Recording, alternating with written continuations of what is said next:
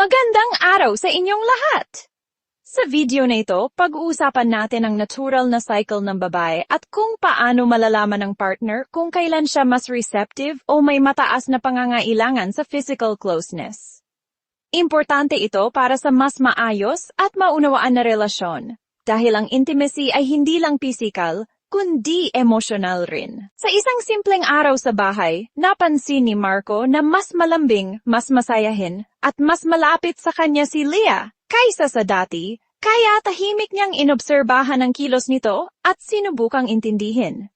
Doon niya napagtanto na ang katawan ng babae ay may natural na cycle kung saan tumataas ang desire for physical closeness, lalo na sa gitna ng cycle o panahon ng ovulation. Kaya mas mataas ang energy ni Leah, mas caring, mas nag-ayos sa sarili, mas maganda ang mood, at mas playful sa kanya.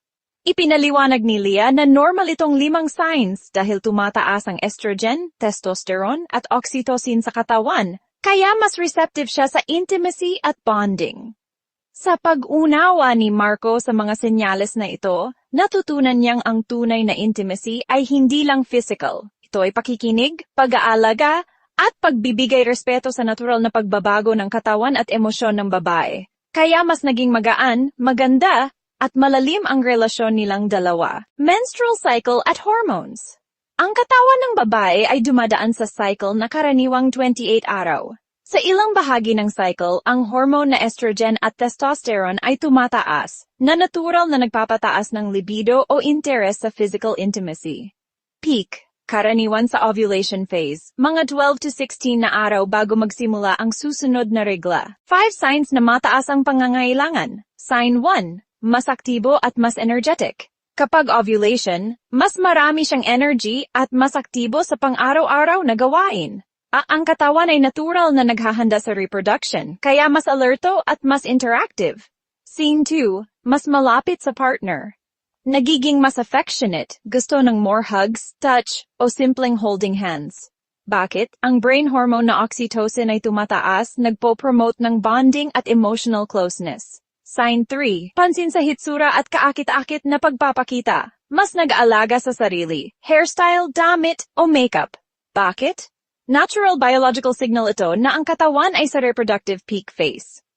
Sign 4. Mas maganda ang mood at mas optimistic. Mas masaya, mas relaxed, at mas madaling makipag-usap. Bakit? Hormonal changes nakaka-affect ng mood, kaya nagiging receptive sa intimacy. Sign 5. Subtle flirting o playful behavior. Mas nagiging playful o teasing, minsan may mas maraming initiations ng touch o closeness. Bakit? Ang brain reward system activated. Natural signaling para sa partner na open sa bonding at intimacy. Tips sa partner. Obserbahan ang subtle signs. Huwag pilitin. Maglaan ng quality time at emotional support. Mas responsive ang partner kapag nararamdaman niya ang connection. Tandaan, bawat babae unique, pero ang biological pattern ay may consistency sa cycles. Sa pangunawa sa natural cycles ng babae, mas nagiging harmonious ang relasyon.